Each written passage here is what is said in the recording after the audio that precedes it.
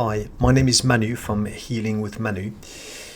Many therapists and practitioners would agree with me that unresolved traumas can cause repressed emotions, and repressed emotions can cause problems in the body and the mind. So in this video, I'm going to show you how to use the divining tool to be able to identify your repressed emotions, and then with the use of an energy technique, then you can transcend them. So before you can actually identify what the problem is in your body or in your mind, you need to know exactly what it is about. So how do we do that? Well, the divining tool is all about tapping into the quantum field. So the ether, the air around us, is the quantum field, and it's full of answers. So it is a place where all possibilities are infinite. You just need to ask. Ask and you shall receive. I'm not going biblical on you now, but you can ask and answers will be found. So it's about connecting to that field, and you can also call it God. You can call it Brahman. You can call it your guide. You can call it the higher mind. It doesn't matter what your personal and cultural reference or preference is. It's all about tapping into that vast field of possibilities. So what you do, how does the divining tool works? You stand up and then you close your eyes. You close your eyes and you ask, am I connected to you, universal consciousness? So you see, I've just come up with a new name now. Am I connected to you, universal consciousness? And then what's going to happen is that quite quickly, or maybe a few seconds later, your body will start moving. Most of the time the body swings forward or backward. For most people, swinging forward is a yes answer, swinging backwards is a no answer. So the next thing you need to do is you need to establish a protocol to find out what the yes or no is. So you're going to ask, is my name John? Let's say that your name is John. So you close your eyes, you stand, you keep well and grounded, and then you ask, is my name John? And then you wait to see whether your body goes forward or not. So if your name is John, then your body will move forward. So what happens with some people is that sometimes the body could go either left or right or go in circles, and that's okay. After a while, so you need to persevere here, and after a while, 5-10 seconds, the body will go only forwards or backwards. Okay? So now that you've established that your name is John or is not John, you need to ask more questions to make sure that your protocol is safe to use. So the next question could be about your age. So you ask, am I whatever your age is? And then make up a false age just to see what happens.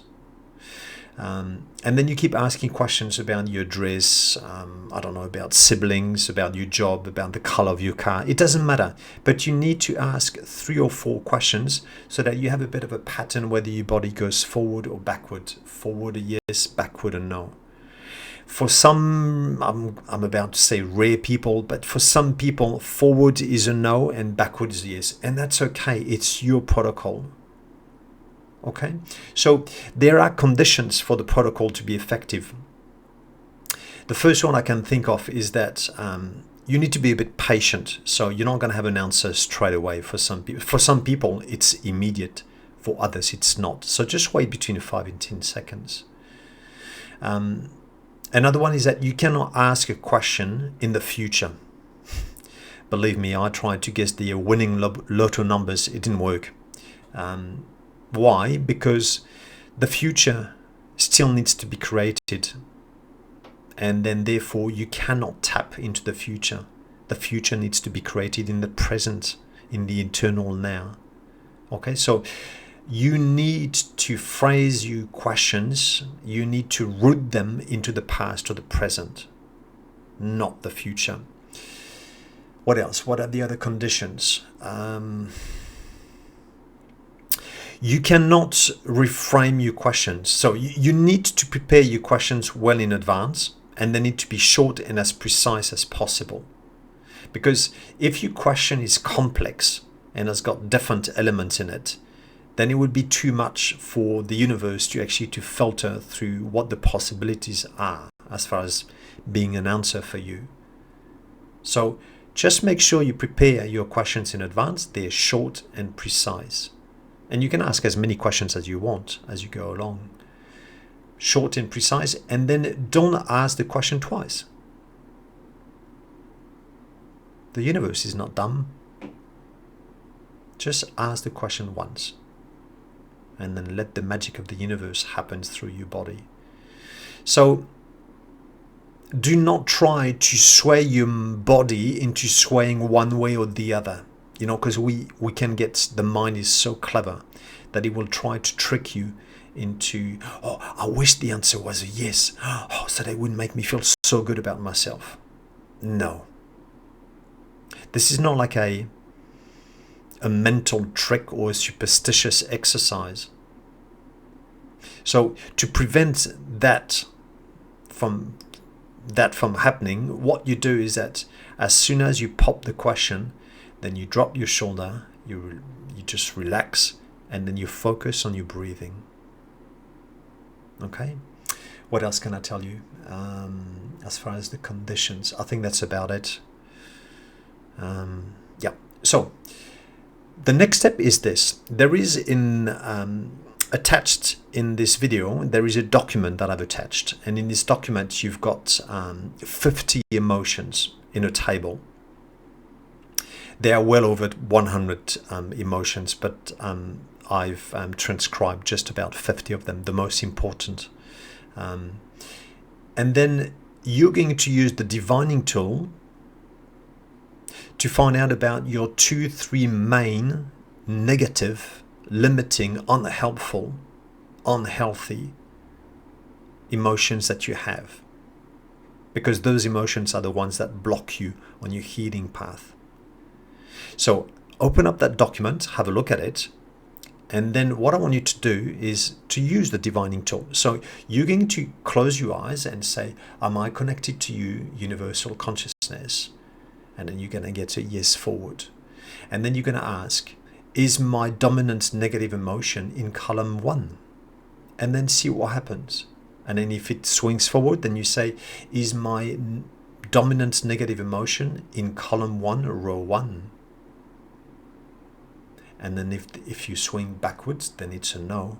And then what you do is that you keep asking questions until you get to the emotions that are crippling you. So is my dominant negative emotion in column 1, row 1? And then if the answer is yes, is it abandonment? And then you just find them. So this is how you find them, okay? And then once you have found your 2-3, so usually we've got one dominant emotion and then 2 or 3 more secondary ones. And by the way, don't be surprised if you think, oh my God, outrage, me having outrage, that may surprise you. Like you may look at the emotions that you have unveiled and go, nah, I disagree with that. It's not up to you to decide whether you disagree or not.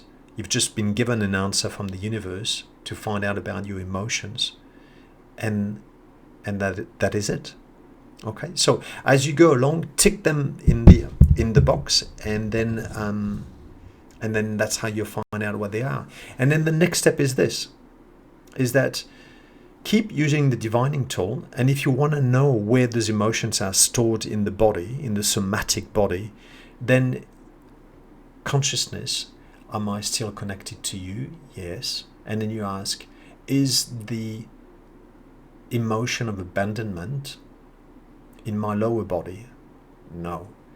Is the issue of abandonment in my upper body? Yes. Is the issue in my guts? No. Is the issue in my chest? And then you go through the different parts of your body until you find where they are. Does it make sense? I hope it does. And then what you do, once you have found label what the emotions that are blocking you on your healing path, what you do is, and then you've located where they are in the body, then you use one of the energy techniques that are in my energy techniques playlist, and then you transcend them, and that's it. All right, so enjoy doing that, explore, have fun as usual, and do the work. Okay,